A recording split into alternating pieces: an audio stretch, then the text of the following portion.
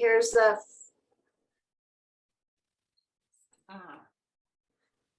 flame of our chalice this morning is a symbol of the warmth and brightness of the of our connections. connections. The flame lights our way back together again from our separate lives, and it lights our way forward into this new congregation year of renewal and promise. Thank you, Margot.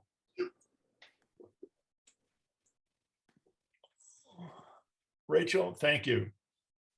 Let me start with a couple of reflections at the front end of our annual meeting.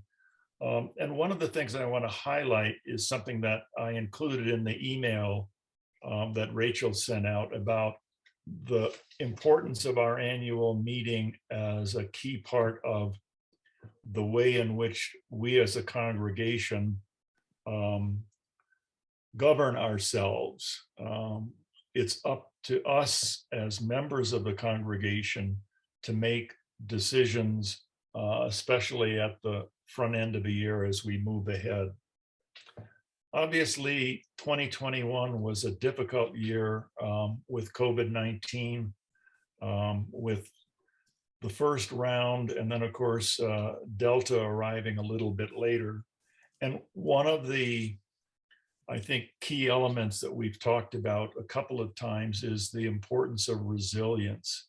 And resilience, I think in our experience, is something that we continue to practice. It's not something that we achieve. It's an ongoing journey, especially in times of a pandemic like this. I want to thank Gary, Monroe, Jeannie, Rachel, and Martha for all of the contributions they made in 2021, particularly having to do virtually all of this via Zoom. One of the important things from last year was the support for local food assistance that we achieved via the UCOT Cares 2 program. The members of the congregation donated $7,850, and then the congregation matched that up to a total of $5,000. So we contributed just less than $13,000 last year to the 4 food programs that were so important in dealing with the food challenges that many residents of Taos experienced last year. We also piloted a new 5th Sunday program using the Chautauqua model, and Gail will talk a little bit more about that later. If you look at your agenda, we're going to work our way through it. What I'm going to ask you to do is allow each of the board members who has a section of the agenda to make their presentation. And then at the end, if you have questions regarding that particular section of the agenda, please unmute yourself, raise your hand so that Rachel can recognize you and we can handle questions in an organized fashion. And then when we get to the section after the board election, there's a time for questions, comments, and suggestions. And again, I'll ask that those of you that have comments that you want to make, suggestions or questions, unmute yourself, raise your hand, and I'll moderate that particular process.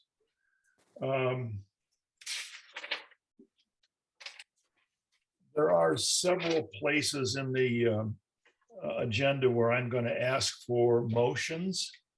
So I'll ask for a motion for that particular item and a second. And then when I ask for a vote, I'll ask you to raise your hands for ayes. And then if there are nays, raise your hand so that we can move through the motions in a pretty efficient way. That being said, Margot, I want to turn it over to you for minutes from the 2021 annual meeting.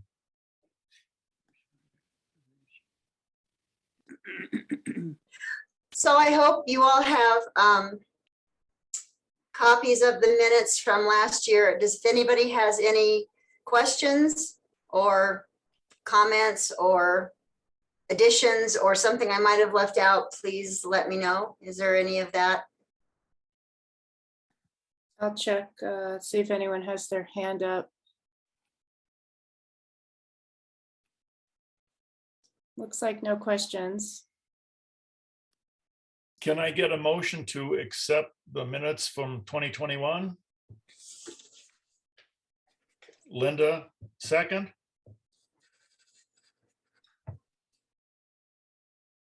Somebody raise your hand.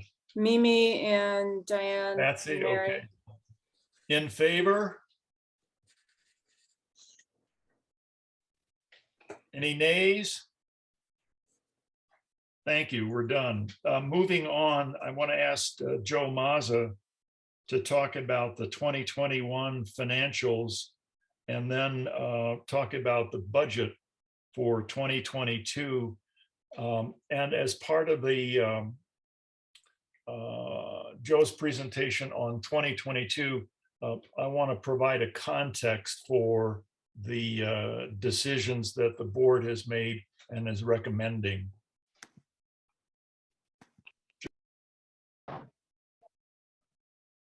Okay, first of all, I apologize for the grainy picture. We just bought a new computer to get a good zoom and something is not working right. So everybody hear me okay? Yes. Okay, Yes. I'm hopefully broadcasting from another planet, so that's what's going on here. All right, so when Rachel sent out the documents in the Thursday email, there was a formatting issue on the treasurer's report. So if you printed that up, there's an issue there. If you printed it from today's email, then it should be formatted correctly. But the first column is the 2021 budget. Second column is the 2021 actual numbers received and spent. And then the third column is the 2022 projected / proposed budget. So I'll try to make this as simplified as possible, but there are also comments sort of explaining the different things that were important in 2021. So we actually received $30,571 in actual pledges, which was less than the projected budgeted amount. We received $21.55 in plate donations, $114 in miscellaneous. The $16.15 little food pantry pledges were those extra and above your regular pledges that we received in 2021. And then little food pantry donations of $1,400. We had two entities that gave $1,400 specifically earmarked for the little food pantry. So that came to an actual total income of $35,855. Then the expense side of 2021, we had no rent, no capital expenses. Our minister's amount was quite a bit less than was budgeted. We did have the special speakers for the Chautauqua series, so that was added in there. We had less spent for the music, that's Martha. Special music, quite a bit less. Charitable giving was the same, $4,000. The little food pantry actually was $22.99 in expenses. But when we figured in the $1,400 as donations toward that, plus what was pledged, we still came up with a surplus of $716. Administrative assistance, that's Rachel's, what she does on a weekly basis for us. Opening and closing is her involvement with Zoom, setting up and doing Zoom for us. No board retreat. The UA assessment is the same. We had no program costs because we didn't meet in person. Communications, website, no printing, very little supplies, PayPal fees, books and subscriptions, postage and mailing, advertising. So our expenses were quite a bit less than what was projected. So when we subtracted the total expenses from the actual income, we still had a net of $5,733. If you go down about our checking account, you'll see Bob mentioned the UCOT CARES. We received $7,850. We matched 5,000 of that out of our reserves. And then at the very bottom, we received $8,145 in prepaid pledges. If you want to go look at the comment side, so we received, as of 1/8/22, 26,715 was pledged for the 2022 budget. We had 31 of what I call giving units that could be either single or family responded. In 2021, we actually had 38 giving units that had pledged the amount there, 34,394.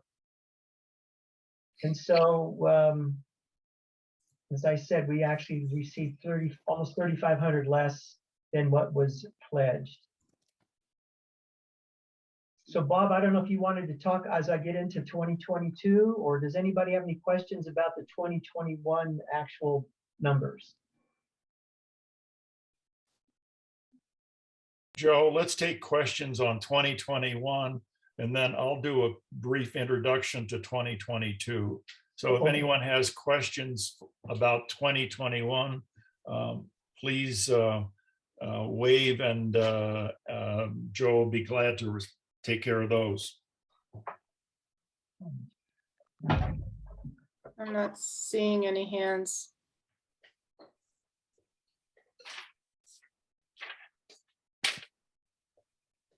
Oh, Chuck Dowdy has a question.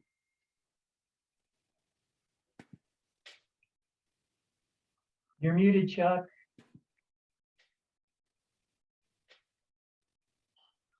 My question is, do you realize how much we appreciate all the work you've done to do this? Oh, well, thank you so much. I had a good teacher with Betty, but it is a lot of work, but thank you, Chuck. I appreciate that. Any other comments or questions on 21? Bob Silver, yeah. Yeah, why do you think we had less pledged in 21 than we expected? Bob, that was for a couple of reasons. We had some folks moved away during 2021 and didn't fulfill their pledge. And then we had a couple who actually, for whatever reason, also did not fulfill their pledged amounts. Thank you. Mm-hmm. Any more questions for Joe? Rachel, if you want to highlight me. I have to find you first. Let's see. Here you go. Okay. No hurry. I want to talk about the 2022 budget and the process that the board used in getting there. When it became evident that the pledge totals for 2022 were going to be significantly less than what we were expecting to receive in 21, we looked at three options. The first one was to maintain the same level of programming and the same level of overhead. And by programming, I mean the services that we do on Sunday, circles, and obviously in the case of circles, really the only expense is rent, but we don't have that right now. And then the third program expense is the charitable giving program. And the balance of those expenses are basically overhead.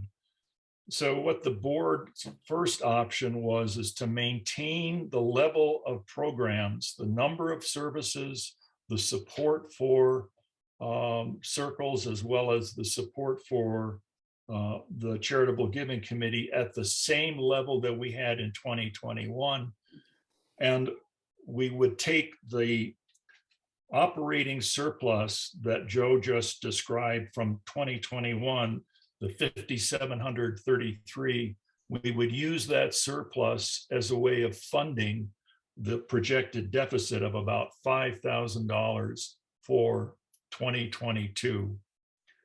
The second option that we looked at was with the shortfall in pledges would be to do a second pledge drive and ask the membership to increase their pledges by roughly 15% in order to get to a balanced budget for 2022.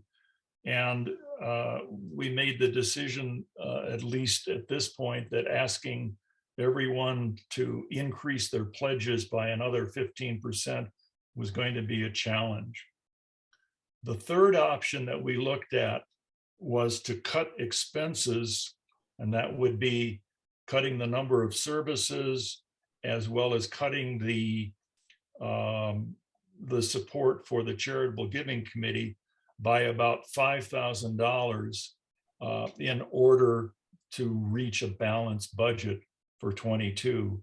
And I'll use Chuck Fawn's comment as we discussed that third option. And it was something along the line of that would really create a significant problem as we go forward. The reason that we've recommended the deficit funding is we hope that the shortfall or the decline in pledge income is a short-term issue that relates obviously to COVID, to the fact that we're not meeting in person.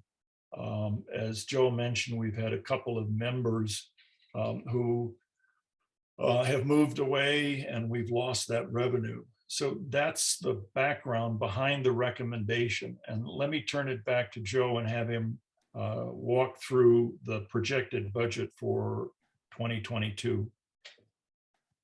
Thank you, Bob. So if you look at the third column of the 2022 projected, so the pledges, as I said, as we received as of the 8th of this year is 26,715. We kept the plate donations at 2,000 because we actually had received 2,155 in 2021. So that seems to be kind of what the average of what we received. And then if you look down, I just put the 716 from the Little Food Pantry donations because that was the extra amount that was left over from that $1,400 that was dedicated specifically to the Little Food Pantry. So that gives us a projected income of $29,431. The rent, we have 2,000 because we're hoping that we will be back in person by half the year, June. So that's a half a year amount of what we would normally pay for the rent. We didn't project any capital expenses. The minister's amount actually includes, we did put in a cost of living allowance increase of 5%. And it's less than the 2021 budget. And part of the reason is we are figuring they won't be driving for half a year because we do pay them mileage. We don't have any expectation for special speakers. The music is $2,900, and that includes an increase to Martha 5%. We reduced the special music to $600. When I was on the music committee, we had talked about doing a special music once a quarter, and we pay, if it's one musician, we pay them $100, but if it's a couple, we may pay them $150. So I just put in $600. I know that Gail Minton, who's the special music committee chair, had recommended we reduce it to $3, but we can talk about that as we get questions. Charitable Giving turned in their request of $4,000 again. The Little Food Pantry, there really shouldn't be any expenses from that, but we put 716 in there as the surplus just in case we do need to reimburse some folks. Administrative assistance is an increase, opening, closing help, 1691. Insurance, so the rest are pretty, we eliminated the board retreat. Program costs are at half a year's amount projected. Printing half a year, supplies half a year.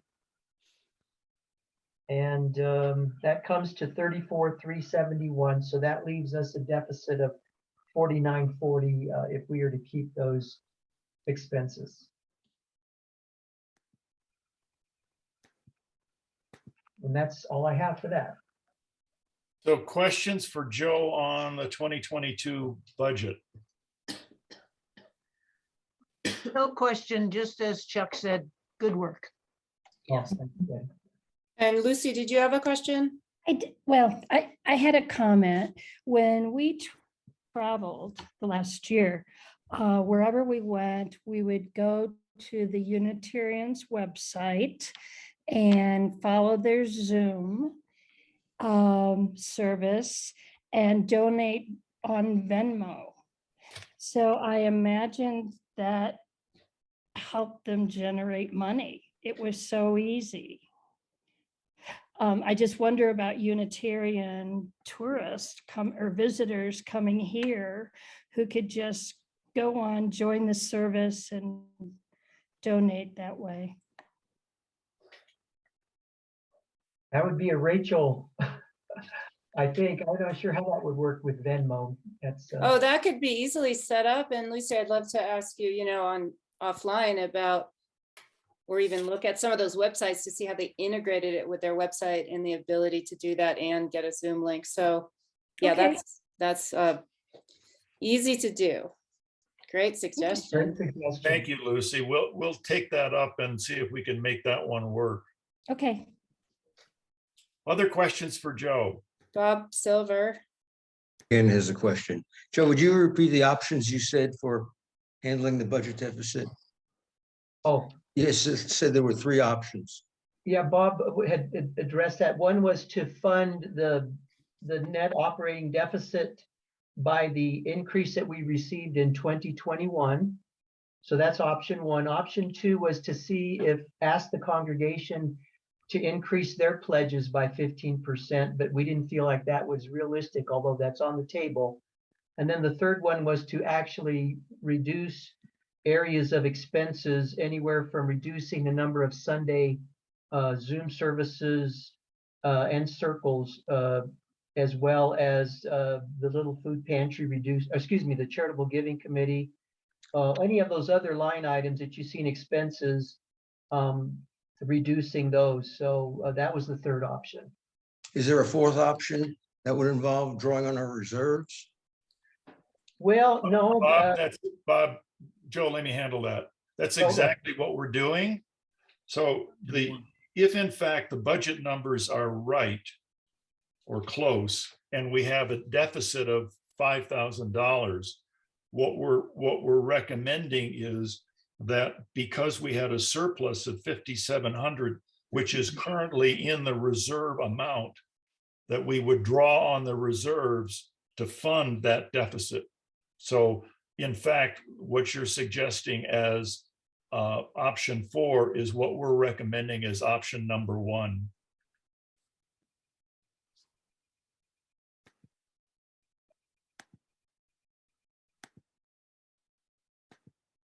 Is there anyone else? Gail, let me add you here.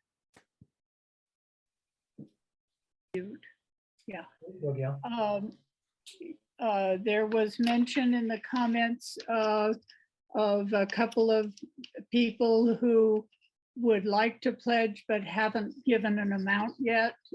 Is that being taken into consideration in any way? And then secondly, just to maybe should be a comment for later, but Ty and I never received any contact from a board member about our pledge this year.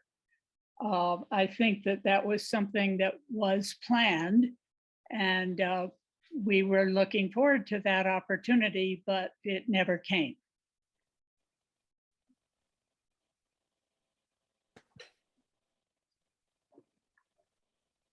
Joe, you want to handle the first one? I'll handle the second.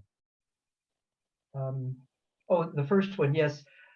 So Gail, it's kind of hard to, I guess it would just be assuming what they might be able to give. So we're hoping, so that would come into play as they gave during the year, but to, try to project it is hard to do. Gail, on your second question, what we did was take all of the people who had pledged in last year, for example, and then assign them to either a board member or to, I think there were 2 or 3 additional volunteers. So everyone was assigned anywhere from 3 to 5 people to contact. And all I can say is whoever had your contact didn't get through to you.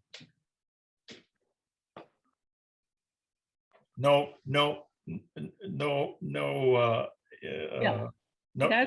That's fine. I just have appreciated in the past a phone call or an in-person visit, particularly when Diane Frost came and we had a wonderful conversation. I think it's actually very encouraging and helpful. Thanks. And that has been the plan for the last couple of years. Obviously, in-person meetings are not going to happen until we get around the corner on COVID. But if in fact we're having to do this again this year, we'll plan to make sure everyone gets a contact either by phone or possibly even by FaceTime. But thanks, Gail. Yeah, thank you. If there are no additional questions, I'm going to ask for a motion to do, actually, let's make it 2 motions. One is to accept Joe's financial report for 2021. And then the second motion that I'm asking is to accept the projected budget for 2022 that Joe presented. Is there a motion? Did Dennis, did you have a question, Dennis Scott, or did you want to make a motion? I think Dennis had a question. Okay, Dennis, we need you to unmute. Dennis. Actually, I just wanted to clarify something. It's not a big deal, but to the best of my knowledge, there is no expense associated with the sharing circles and no line item in the budget associated with the sharing circles. Right, that was my misstatement. No, Dennis, actually, there is an expense for circles when we meet in person because we have to pay rent for those Sundays that we use it for circles. Yeah. So that's the only expense that circles has. Okay, thank you. No, there, as I understand it, the closing and opening is a Zoom expense. So yes, I would assume that there was an expense that both that Rachel goes through to provide us a link, or it's being done through. Yeah, you're right. So there is an expense, which would be, I assume, once a month when we do circles via Zoom, and Rachel has to do the technology for that. Well, actually, no, I don't do anything. It's Dennis. So I'm not involved in circles at all. Okay, so that your opening and closing expense only relates to the Sunday services. Correct. And the administrative piece, if right, we, had it in there, would be just that I send an email out every week, announcing a circle, but that's just an every week email that's been ongoing, and that comes out of the administrative expense. Right. Does that cover any of the questions? So I'm back to asking for a motion to accept the 2021 financials. And Mary motion. Are you motioning and Betty's motioning? Okay, all those in favor? Any opposed? Carried. The second motion I'm asking for is to accept the 2022 projected budget as the working budget for the year ahead. Is there a motion? Linda? Second? Ty? In favor? Any opposed? Motion is carried. Joe, thank you so much. You're welcome. Mimi, you want to talk about the charitable giving programs? Yes.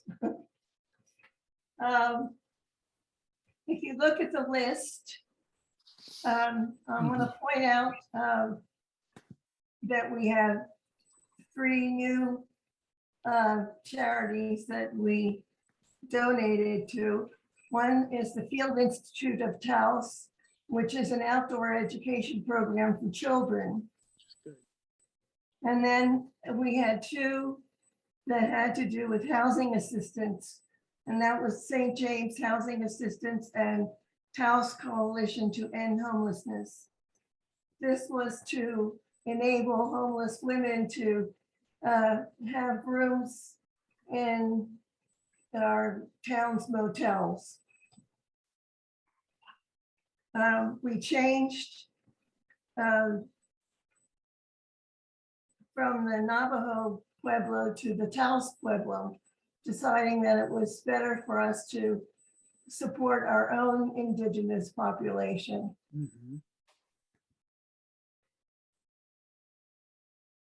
And that's about it. I urge you to go on the UUSC, which is the Unitarian Universalist Service Committee, to go on their website and see what they're doing. They're doing amazing work. They don't go into a place and set up their own charity. They partner with grassroots charities that are also already in place and help them. They're doing amazing things in Guatemala, in Haiti, and in the United States. They're working with a Texas group of Native Americans who are trying to stop a pipeline. They're also working with border people and enabling them to get through the legal system more easily. You're muted again. So they're really doing a lot. And just go on their site and see what they're doing, and I think you'll be amazed. Does anybody have any, what? I was just going to ask if there are questions for Mimi on the charitable giving program. Jim and Nancy, you have your hand raised. Do you have a question? Oh, no, that was the past question. I'll take that down. Okay. Let's see. Oh, Betty. I just wanted to thank Mimi for her great work with chairing this committee for the last several years. Bravo. And Yes. and wanted to thank the congregation for supporting this effort. I think it's a wonderful thing that we take $4,000 out of a $30,000 a year budget to help other organizations, and I'm proud to be associated with it. Thank you. Thank you, Betty. Any other questions for Mimi on the program, or the charitable giving programs in 2021? Jim? Jim. Yeah, thank you, Mimi. And thank you for the giving committee. And thank you to our congregation for this enormous contribution to our community.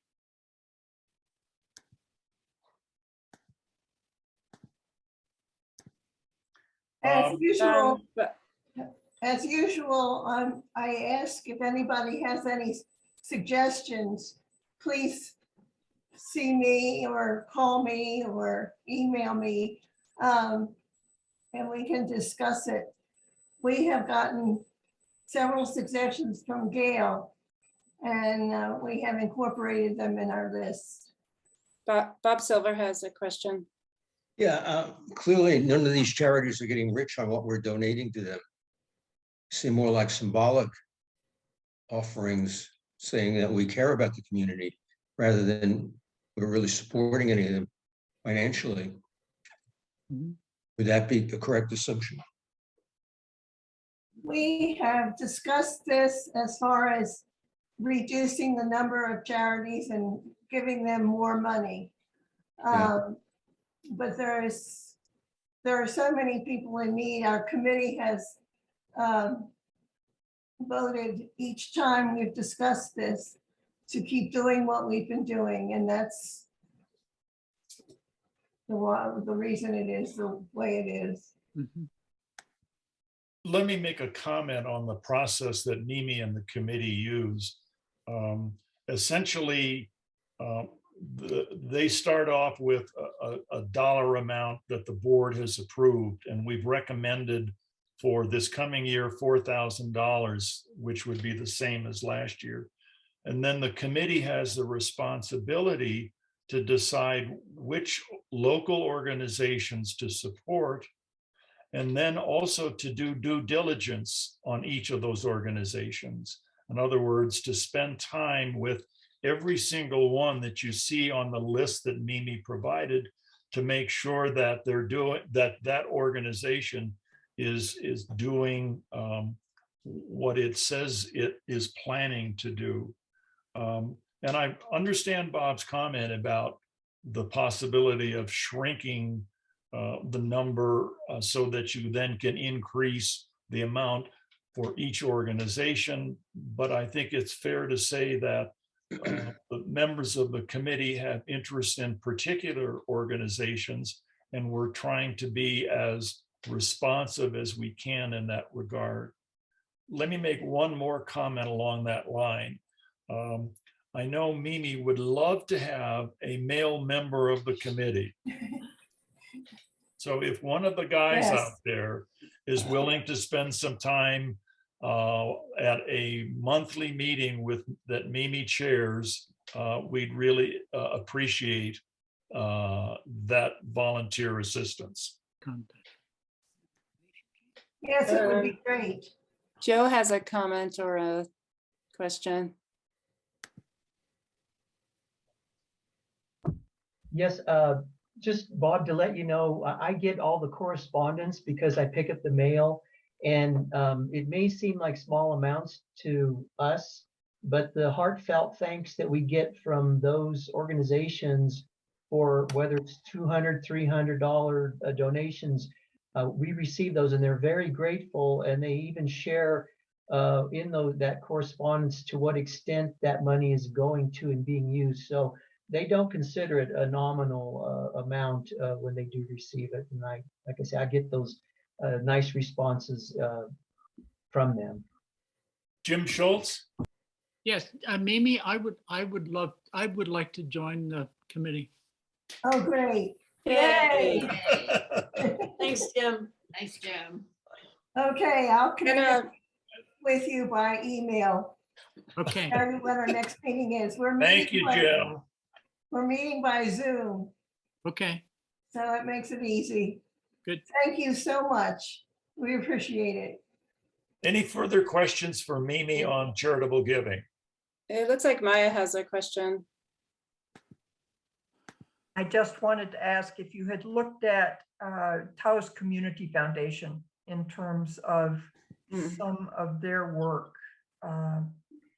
I noticed this year that they had an emergency fund for situations that's like we've encountered over the last couple of years.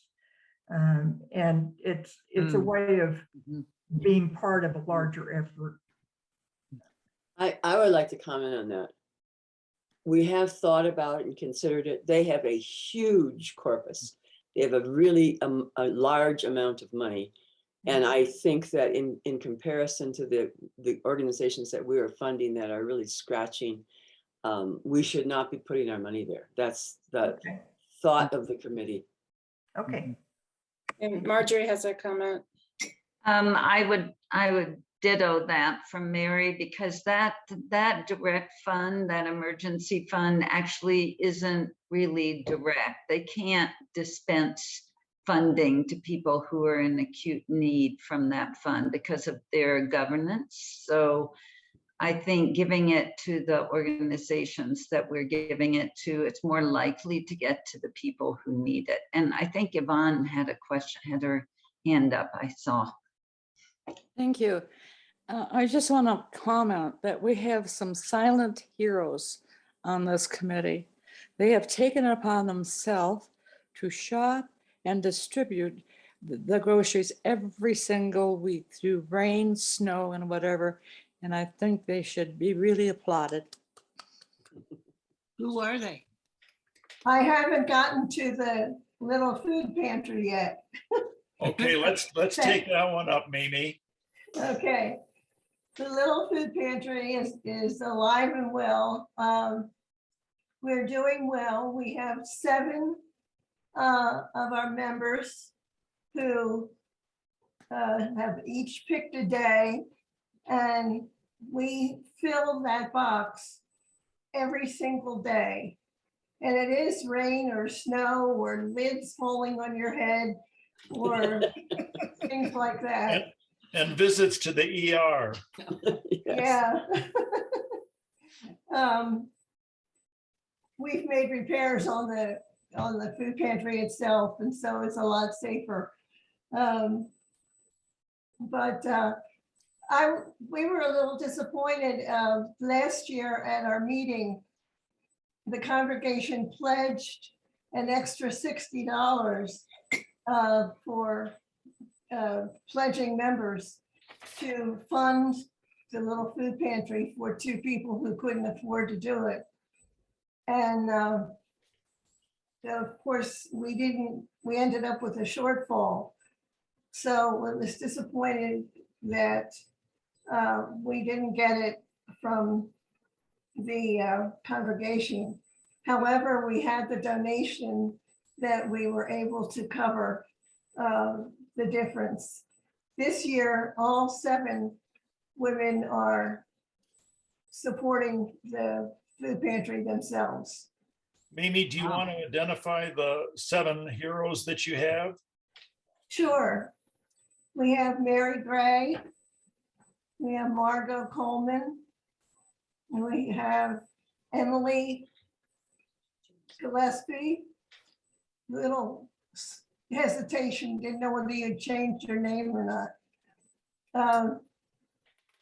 We have Linda Albrecht. We have Patsy Scott, and we have Betty Myerson, and me. And Mimi, right? And Mimi. Any additional questions for Mimi, either on charitable giving or the little food pantry program? Chuck Dowdy.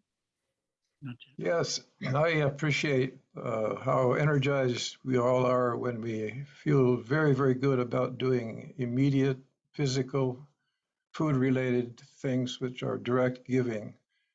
I have felt that way when I volunteer through tent to give specific physical things, or when I give money or food. And I also want to ask us to look at the larger context, and that is the context of generosity and charity and justice. Because a lot of the groups that we're giving money to through Mimi's committee are doing justice work. They're not just doing charity.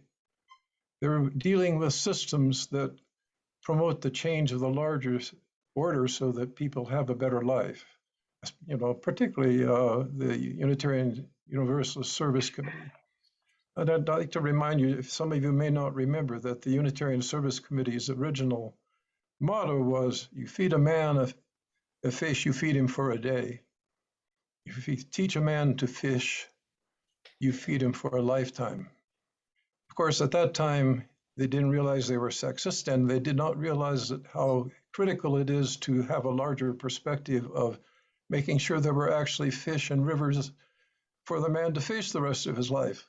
And that's what we're doing now with the Unitarian Service Committee and with others. And many of these organizations are developing better programs. They're not just giving one at a time gifts that just feed a man for a day or feed a person for a day, although that's very important and wonderful to do.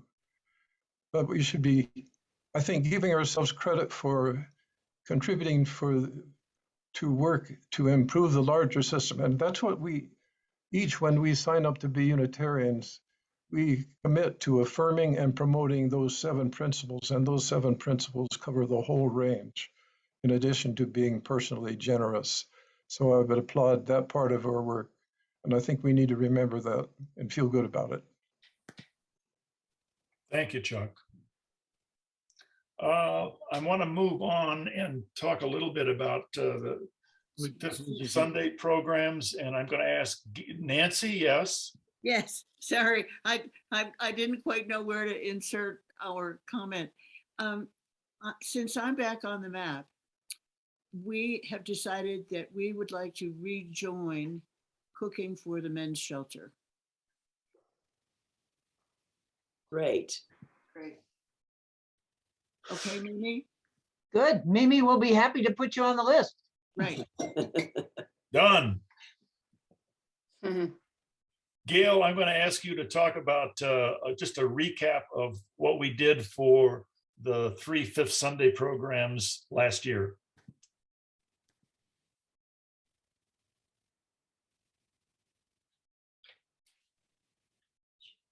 Thank you, Bob. Thank you, Bob. Yes, I'm going to be very brief and hope that most of you at the meeting today did attend one or all 3 of those Fifth Sundays. We began in, I think in March or February with a committee of 5 people. Sally Savage, Sam Richardson, Yvonne Hayes, myself, and Bob. And Rachel. And Rachel, excuse me. I decided not to make a script, so hopefully I won't goof. And we had in-person meetings. It was very wonderful to be able to be face-to-face in that small group and throw out a lot of different ideas about how to approach this task of having 3 Sundays and whether to have them linked in content or focus on local or regional or national or international. So it was very exciting and fun. We did decide by April that we would do a local topic of land, forests, and water. And we had 3 Sundays on those topics. The first Sunday we did 3 speakers, each covering one of those areas, linked areas, and I think it was quite successful, with Sylvia Rodriguez talking about land and what is his name? Harris, Steve Harris talking about water, and Renee Romero about fire and forests. Then we had in August, Richard Martinez, who is a rancher in Taos, 6th generation rancher, worked at the Los Alamos labs for his career, most of it. And Peter V. Hill from Taos Soil and Water do 2 wonderful talks in August, and very good question and answer times. The 3rd, 5th Sunday was October with J.R. Logan speaking about the Abeta Taos Pueblo water rights settlement. That came up pretty often in Peter and Richard's talks. So that was very helpful, I think, to the group who attended. I think that covers those 3 Sundays, Bob. Thanks, Gail.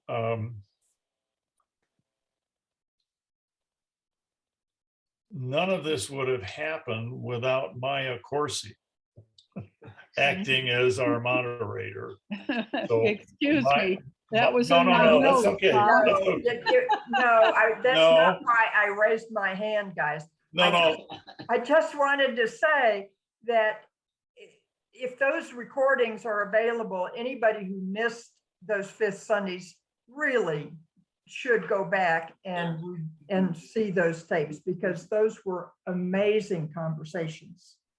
And if you had any questions about the Abeta settlement, JR took care of that. It was really worth hearing. So if you missed them, go back and look. And I'll say that you can find them on our website under the Worship and Connect, or Worship and Upcoming Services menu. There is a page called Past Sermons, and it's listed by date, and you can find the, and title, of course, and you can find the videos there. Thank you, Rachel, for doing those recordings. Yes, it's great to have. Gail, thank you.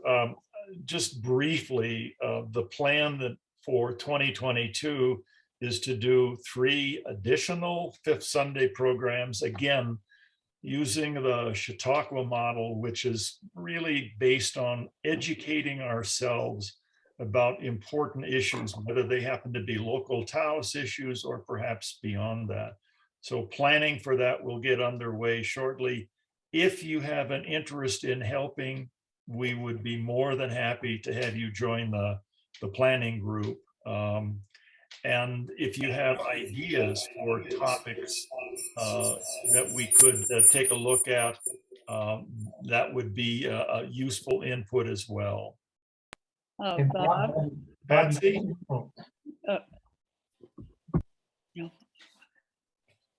Does Patsy have something? Let me find her. Okay, here we go. I would like to help with that committee. I thought those talks were the best talks ever. I would listen to them again and again.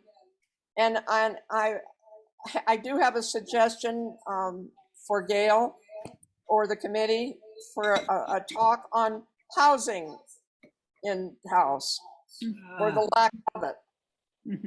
Patsy, you're on the list. Thank you. You'll hear from us. Okay. Bob, Okay. may I make just one comment? Go ahead, Gail. Okay. If I know everybody's very busy, and to sign up to be on a planning group may sound daunting. And I haven't discussed this with Bob, but one suggestion I would make would be, we would love to have quite a good group, at least in the very first meeting of this year, because that is especially if we can meet in person, which we probably can safely, is so important for sharing ideas about what we want to learn.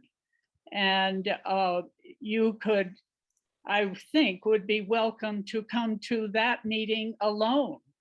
And then as the committee decides what we want to do this year, if you want to be more involved ongoing with each of the 3 Sundays, wonderful. But the big part of this planning is coming to some larger group sharing ideas. Rather, we don't just want, Patsy, that's just a terrific topic and intersects with so many other aspects of our environment in Taos, the housing issue. So that's just my interest, is to involve as many of you as possible in the initiation of just brainstorming and ideas. Thanks, Gail. Emily, you have a question? Yes, I just wanted to remind you, Bob, I did volunteer for this. Yep, you're on the list. Okay, cool. Oh, Just wanted to and Bob, you can't use Maya. Maya's my lay leader. We'll keep Maya in reserve. Okay. Anything further on the Fifth Sunday programs? Hello, are we on mute or not? Lucy and Fonda, We just would a like moment to, here. we would like to participate in that first meeting, Lucy and I. Okay. Good, good. Done. Oh, not done. And Chuck? Yeah, I would like to Bob Albrecht and I had a phone conversation this morning, and I think this would be an appropriate time to pick up our topic of conversation, and that was how we might be able to tie into some of the programs we've had and move it a little bit further towards the direction of moving from generosity to justice, which is the title of a wonderful new book. So I told him that I would essentially be willing to take a couple of steps out of retirement to help with this process.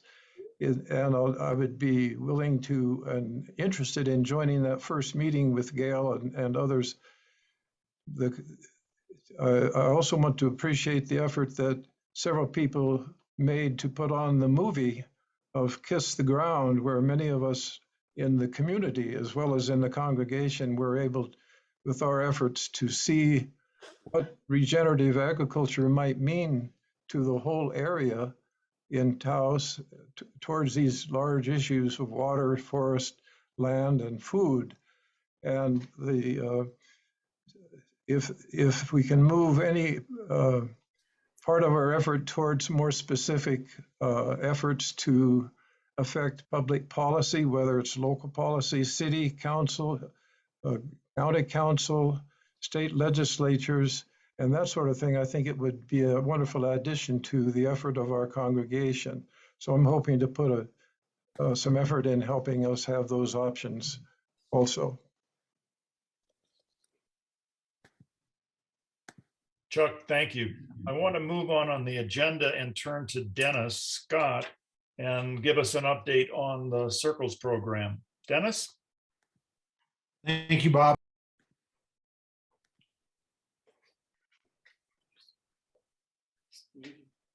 Dennis, we need you to unmute yourself.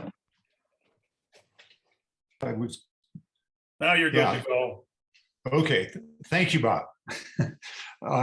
And Rachel. It's nice to see a lot of faces that I've gotten to know better as a result of the sharing circles are here today, smiling as usual. One of my goals for the sharing circles this year is to do such a good job and get people so happy that we'll move up higher on the agenda at the meeting next year. Okay.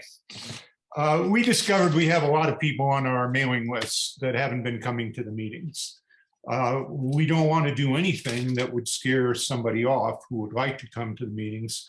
But every once in a while, some things are shared that are very personal, and people get a little bit uncomfortable with the idea that there may be people that are not really involved with us and not really sharing with us that are hearing those things. So it's something we want to kind of think about and figure out how to address.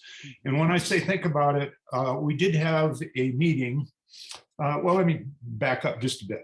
We did a survey, and through that, I got 25 confirmations from people indicating that they wanted to remain on the mailing list for the circles.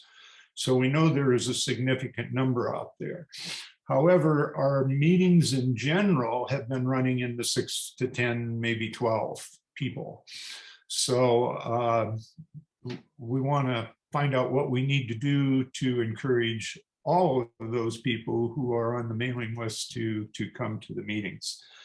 And we are going to form a steering committee. To some extent, we already have one. But if we're going to have a committee, I want to make sure that the members of the group all agree that the committee makes sense and that we've got the right people on the committee. So that's kind of an ongoing thing. And by the way, we have some time because the way the calendar looks to me, the first circle that we'll have will be, let's see, it would be 3 weeks from today or 4 weeks from today. We got quite a while to get these things resolved. After having conducted that survey, I'm putting together 2 emails, one going to all the people who indicated they wanted to remain on the list, to let them know they're on the list, and let them know what's coming up and give them a chance to volunteer for anything they'd like to volunteer for. And then another email to the people who are on the list that did not respond to the survey to see if they do really still want to be involved or if we should just drop them from the list.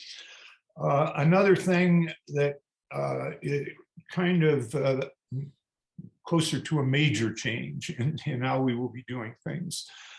It looks like we're going to have 22 sharing circles this year, assuming nothing interrupts.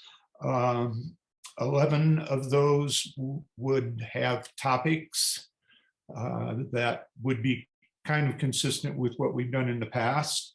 And the other 11 would be more of a sharing kind of situation, like a talking stick kind of formula, where somebody starts it off with sharing whatever they would like and then pass the stick to the next person.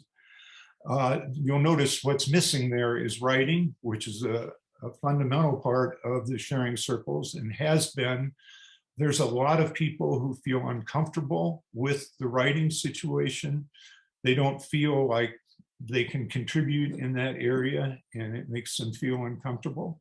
There are others who it's one of the main reasons, if not the main reason, that they're in the sharing circles. So we want to address that, and we're kind of leaning toward doing something where writing is optional. For all of the times that we have a meeting where there is a topic, anybody who wants to write will be welcome to do so, and we would encourage them to do it if they so choose, and then to talk about their writing when we actually meet. Let's see, running down. Oh, and Amy, sorry she isn't here today, has already put together an email, and we're going to talk about it a bit more, but we're going to send that out to get topics and volunteers for facilitators for the meetings, which have the topics. And almost done here. Oh, yeah, I just wanted to recognize Rachel. I want to recognize her because every time we're having a sharing circle, she contacts me and asks me for information. And I always say, Rachel, I don't have it yet. I think that has been universally true. So I want to make life easier for Rachel when she's dealing with the sharing circles. So we intend to get the list of topics and make it available to Rachel so that she will have that information before she has to send out the newsletter. I think that about does it. Any questions? Questions, comments on circles for Dennis? Yes. Gail. Let's see. Who was that? Was that Gail? Gail. Okay, let me find you, Gail. Here we go. Dennis, thank you. First off, thank you for doing this work. And of all the people Bob mentioned at the beginning, it's been very important to all of us who are participating in the circles that you are holding this together, because it is very important to many people who attend both, but to many people who don't ever come to the formal services. So you're doing a great job. Secondly, is the second Sunday in February going to just be a Zoom meeting of us circle people to continue the planning process? I saw that in one email. In a word, well, in multiple words, I don't know, not settled yet. Okay. So Okay. you should hear something on that very soon. But I don't have. Okay, thank you. Thanks, Gil. Anything further for Dennis? Yes. Bob? I'd like to move that Dennis's program be moved up in the order of. We'll put it we'll put it on first base. The other thing is actually a serious question though. How do you see circles as fitting in with the mission of the congregation?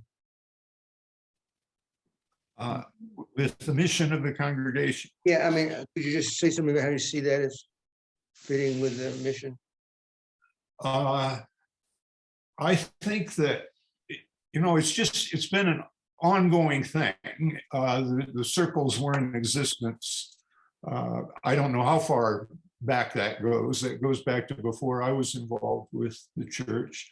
It is something that is for the growth of the individual members. We learn from one another. We can help one another. I would consider that part of what is the goal of the church. I don't know if I'd say anything beyond that. It gives us a sense of community. Yeah, Patsy's sitting over here. I don't know if you can hear her when I talk. It gives us a sense of the community. Can I chime in? Sure, go ahead, Chuck. Okay, every once in a while I look at the 7 principles of the UU, and that's something that I would recommend to others because I often forget them and forget how wonderful they are, what a long process it involved, many years of struggling between Unitarians and Universalists to come up with phrasing that helps us think about it. And the first 4 principles are part of the basis for having circles, like acceptance of one another and encouragement of spiritual growth, like a free and responsible search for truth and meaning. And we help each other do that when we engage. So yes, I think they're a real central part of our mission in our congregation. Thank you, Chuck. Thank you. I'd like to add in my own position. When I moved to Taos a dozen years ago, one of the first things I started doing was looking for a mutually supportive community. And this whole meeting has covered all kinds of ways in which UCOT answers that need for me personally. And different people need help in different ways. Different people need to offer help in different ways and support. And so, everything that we've covered today is, are examples of that. And so for me personally, especially since most of my life people have told me to be quiet and get out of the way, something like these circles has given me the opportunity to find my voice. And I'm very grateful for that opportunity, and also to do so in the presence of people who are open and willing to hear and to help out every now and then, and people that I can help out every now and then. So I'm a big fan of the circles, obviously. Thank you, Sally. Bob? Yeah, I've never been to a circle, so I'm just curious about how. I really appreciate all the information you've been sharing. Just jump into the deep end of the pool, Bob. Nancy Schultz. Yes. Even though I have not been a very active participant in the circles for a while, I was in the beginning. I feel as though a house that does not have a strong core will not stand very long. And the circles provide a way for a strong foundation of togetherness, so to speak. Even while I have not been as involved, I hold the circles as a foundational part of my core here in Taos. Thank you, Nancy. Could I make a comment? Please go ahead, Gail. Ty and I have both very much enjoyed the circles, and we don't go every time, but I feel that for myself, we are experiencing some very interesting stuff, and it is not just the past 2 years of COVID. The way we look at it is this is what we are looking at in the future. And it is quite daunting that many aspects of our society are going to shake a lot and are vulnerable. For me, I've been really delving into this for the past year and a half and have convened a small group of 3 friends I call the quartet, Living More Consciously. And it's not easy work. And I think the circles, many of the topics have been related to what we are being called to face and share, and as Nancy said, and Sally, give help and receive help for holding our own core strong. And you can hear my voice is shaking, pardon me, because it's very, very, really frightening, and to bounce back and forth between the joy of living and life and the privilege that I experience is wonderful, but to also face this at the same time and not just be a gloomy naysayer person is taking a huge energy on my part. So the circles can be very, very important for this. Thank you. Thank you, Gail. I want to use that as a segue to the next topic on our agenda, and that is the process for planning a return to the Masonic Lodge for services, circles, social events, and so on. Obviously, the key factor here is COVID-19, and what we have done at the board level is to closely monitor the COVID data for the state of New Mexico and for Taos County. As I mentioned earlier, last year we went through basically 2 waves, the initial round and then the Delta variant. And of course, now we're in round number 3 with Omicron. And if you look at the Taos numbers, they're really pretty bad.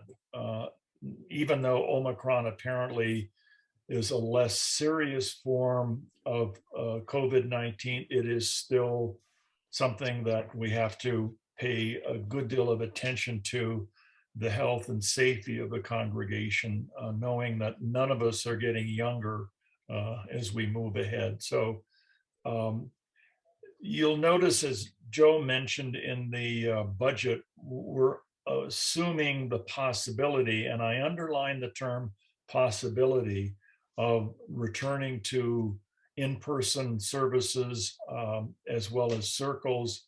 And then beyond that, and I'm reflecting on some of the comments that have been made about circles and the importance of the connections. And so another element in that would be returning to dinners for 6 or 8. So getting back to the ability for us to gather in person, whether it's at the lodge, whether it's at individual homes for events and so on.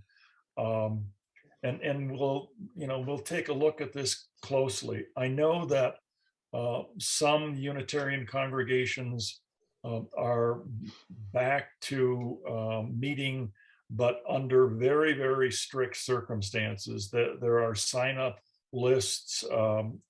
Everyone, I believe, in most of these situations has got to be able to prove vaccinations and boosters, probably wearing masks all the time. So it's not going to be an easy process, but it's one that I think we on the board, as well as the membership as a whole, recognize as an important step.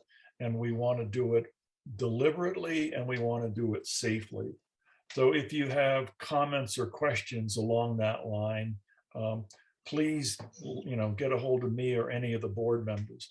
In that regard, I have a really important question. Does anybody know where the key is? Yes, I do. Do you? Well, if it's in the same place as it always was, then I know where it is. There's no reason why it would have Let's moved. make sure that we have that. Otherwise, it's going to be groveling before Dave Cordova. I'll go look. Okay, good. Questions on the returning to in-person? Nancy? Nancy. Yeah, I just very quickly, you're talking about reinstating the dinners for 8 or dinners for 6. I would be very happy to spearhead that again. Thank you. We'll keep you at the head of the agenda. Okay. Okay. Thank you, Nancy. Is there someone else who had their hand up? Emily. I was wondering if the board is considering a hybrid return to normalcy, so that people who are either out of town or are not comfortable being in person yet can still join over Zoom, or is that just going to be a technological nightmare? No, we've already done some planning on the idea of being able to do streaming from a live service. I know that, and this is through Gary, because of Gary and Monroe's current temporary assignment with the UU Durango, they do a hybrid program. So they have an in-person service and they stream that at the same time. And we've talked about that as very likely. Jill's saying the key is not in the little hidey hole. Well, Barb Scott might know where it is, maybe. She was the one who coordinated. Barb's in Denver right now, so it's an issue we're going to have to deal with. But Emily, to respond to your question, yes, it is something that is definitely under consideration when we go back. Okay. Anything further on in person? Okay, let me move on to the new board.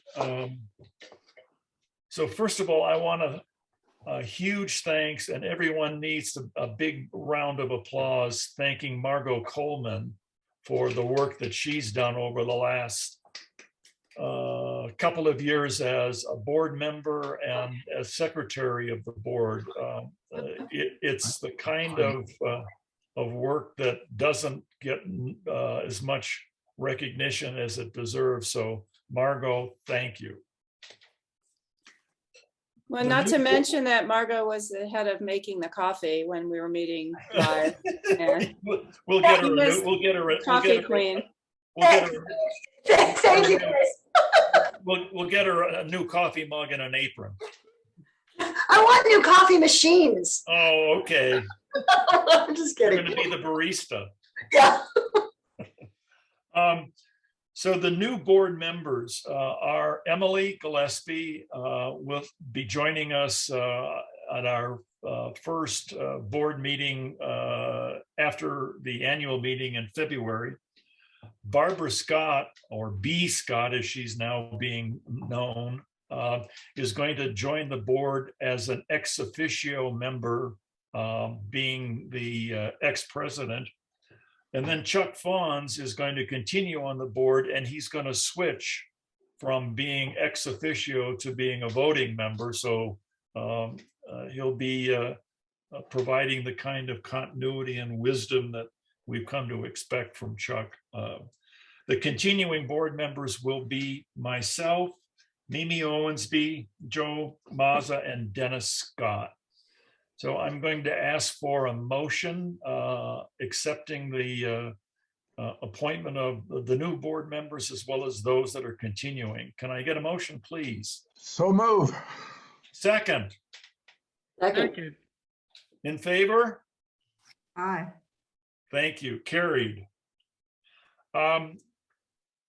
Before I ask Chuck to provide a closing reflection and then extinguish the chalice, I want to allow some additional time beyond what we've done already for comments, suggestions, questions, all of the above. So please highlight yourself and Rachel will put you up on the screen. Okay, one more thing. The men's group was not mentioned yet. Right. Well, mention it then. There was a women's group. Right. Well, the women's group kind of gave up on us, I'm afraid. But I do think it's worth noticing and appreciating the fact that Unitarian men have been getting together every month, and it has been parallel a little bit to what Gail has said, and I know Ty, and there's also a kind of a subgroup of the men's group that have put our heads together around the larger existential issues that we're all facing about how we need to learn how to coexist with the anxiety and the trauma of coming disasters, not only climate, but political ones as well, unless we keep our nose to the grindstone and do lots of extra work. So I'm hoping that we can continue to encourage and support each other in doing more in all of these fields to do what we can, which sometimes is not enough to keep us content. Chuck, who's coordinating the men's group now? Chuck Fawns and Dennis and Bob Silver and myself. Okay, so if people are interested, if any of the men are interested in joining, the four of you would be the right person to contact. Right. I'm not opposed to a woman joining our men's group. We can do hybrid. Any other comments, questions, suggestions? Bob, yes. I don't remember how long it's been since we formulated our congregation's mission, but I'm wondering if it's not time for us to think about reviewing that. We'll put that on the to-do list for the first couple of board sessions. Sounds good. It's hard to do. Rachel? I have a curiosity and a question about sharing circles. I do my best to post in the Tempo calendar, which is published and also online. The online calendar has an opportunity for more content about our events. So I post services and I also post sharing circles. So my curiosity is, are there visitors who come and drop in on sharing circles. I remember a few years ago, Barb saying that every once in a while there was a visitor. Is that still something that you know, is being welcomed? So the question being, shall I continue to post the sharing circles? You know, and typically I say for more information, you know, get in touch with us, you know, and Dennis for visitors. I would say yes. Yes to that, Dennis? Yes. Okay. I would like to, muted, unmute. Good to go, Gail. Yep, she's muted now. You're muted now. Sorry. I would just like to say years ago when we were beginning the circles and we were shifting to having 2 regular ministers, the thinking was very much, and I think it still is, that we wanted to have an offering every Sunday of the month for the community, for anyone traveling or anyone visiting. And that was one of the thinkings about it. So I think that's still true. And what Dennis is trying to do with the group of us involved, I think there are 45 people on the mailing list for the circles, 45 or more, is to think in terms of in-house, whether that larger group is really wanting to be part of this in an ongoing way, a sharing way. But I certainly think, and personally think, that the circles should be announced in the announcements that you do, Rachel. Thank you. And Linda Albrecht? One of the things about a person who was looking for having something going every single Sunday was Barbara Scott. And think of what Barbara Scott has contributed. And so I'm awfully glad we have something every Sunday. Bob? Yeah, I hope at some point we will start to reconsider possibility of a part-time minister. We're not going to have Gary and Monroe forever. And I hope that we will put that back on the screen in terms of consideration. We'll continue to look at it, but the numbers that we looked at when we did the finance committee, it's a big number. It's not an easy way to get there. But so it depends on what Bob, I understand the interest and value, and we'll continue to pay attention to it. I was jealous to hear that Monroe and Gary were going to be spending a bunch of time with the Durango congregation. Let me respond to how that happened, so that I think many of you know the story, but some may not. The just prior minister for UU Durango resigned unexpectedly with essentially no notice. And the result of that was UUA was unable to find an interim, and the effective date of that resignation was basically the end of 2021. UUA was unable to find an interim and was basically said to the Durango congregation, the earliest we can get you an interim is going to be at the middle of this year. And I don't know how the connection was made, but Gary and Monroe were asked by UUA to consider a 6-month temporary assignment where they would split coverage of the services or Zoom services at Durango, but at the same time continue to be part-time ministers here on our schedule. That is 2 services a month. So the the decision that they made was obviously, I think, trying to help out the congregation in Durango, but at the same time recognizing that they do have an ongoing commitment here. I don't have any problem with the decision. I'm just jealous. Well, it is what it is. Other comments, questions? Rachel, do we see any? Chuck Vons. In answer to Bob's final comment there, I have talked to friends in Durango, and they're in a very different place than we are in terms of hiring, because they have roughly 150 full-time members. So obviously it's a whole different kettle of fish, ball of wax. Still jealous. Whatever your term is, but yeah, I mean, it's a much larger, much more structured organization.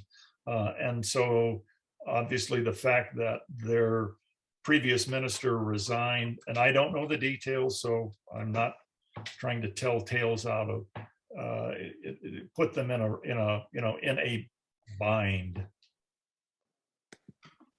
And Sally. I don't want to start a discussion, but I just want to bring up a question for later consideration. I think it was Jeannie that said that a congregation, not a Unitarian one, that she's involved with, they have services now where I guess some people are physically present at a facility and they also Zoom it at the same time. And I'm just wondering if that sort of consideration is going to be discussed sometime this year, or whether we're just hoping that we can just all get together again later on in the year. Sally, that's exactly the question that Emily asked. And my response was, yes, we've already talked about that when we do go back to in-person services, that the plan would be to have a streaming capability so that people who either are uncomfortable or traveling, whatever, and don't want to be in person at the lodge could then have a virtual access to it. Okay. I guess I just missed that. It's so much. No, that's all right. going on. Not a problem. Yeah.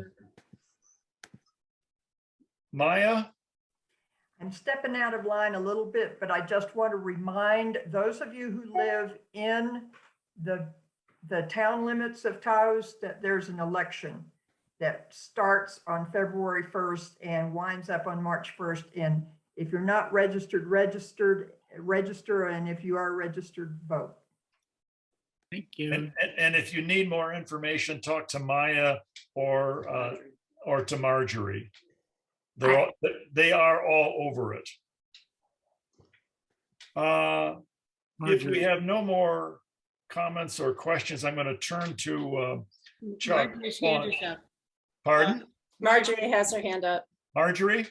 Yeah, I just wanted to mention to everybody that there are 2 candidate forums coming up within the next week. There's an ad in the Taos News about that. Taos News has forums. So this is to get you familiar with the candidates. It's nonpartisan and it's politically neutral. So it's a good way to get information. Marjorie, do you want to post a link in the chat for people to go to? Sure. Let me see if I can get it. Okay, sure. Marjorie, I have received information. Am I unmuted? Yes. I've received information about a forum tomorrow, and I had the 27th and the 1st on my calendar. What is the confusion there? The confusion is Taos News, along with the Chamber of Commerce, has their own forums, which they have planned since we planned the forums. But this is great because there are a lot of issues, a lot of questions that won't get asked at one forum that will be addressed at another. So I would say do both. The Taos News is going to be on their website, so you can watch that tomorrow. I believe it's like 5:30. Yeah. The 20th, that's the mayor's. The Thursday, the 27th is at 6:30 to 8, and that will be about the town Maya council. was a mistake. So I'm looking for the link. I'll try to get it up and you can copy it from the chat. There are also some forums being conducted, town hall meetings by some of the individual candidates. Chuck Fons, can I get you back on the screen for closing?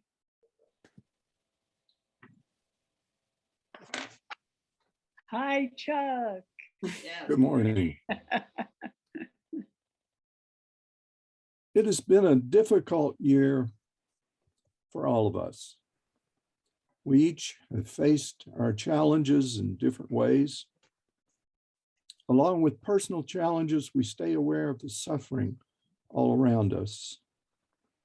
I personally give thanks and gratitude for the supportive community that we call the Unitarian Congregation of Taos.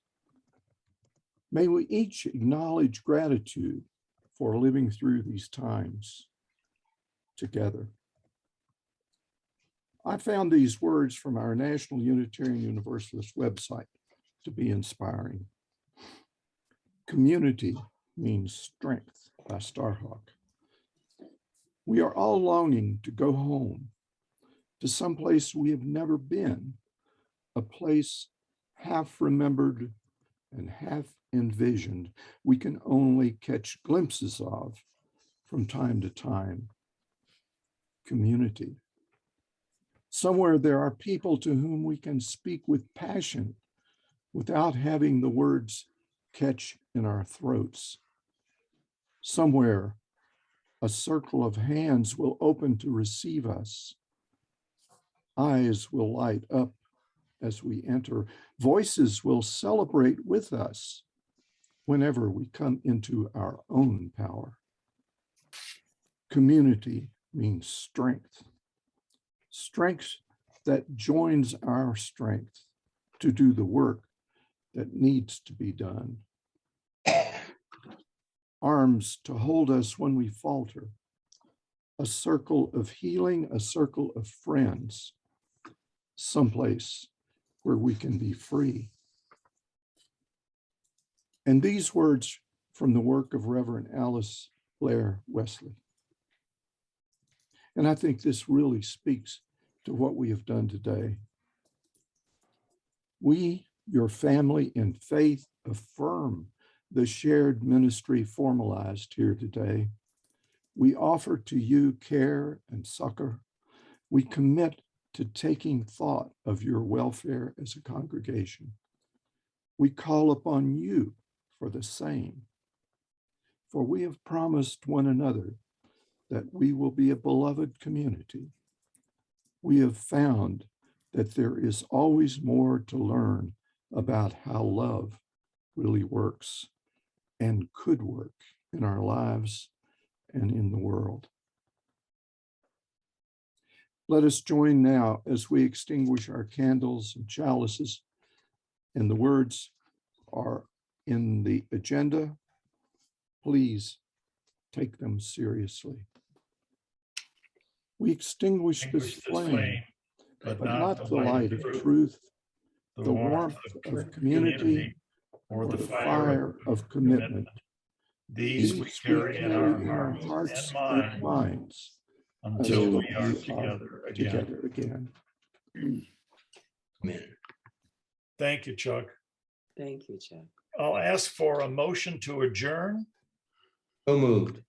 Second, Second. in favor? Aye. Thanks. We are adjourned, but it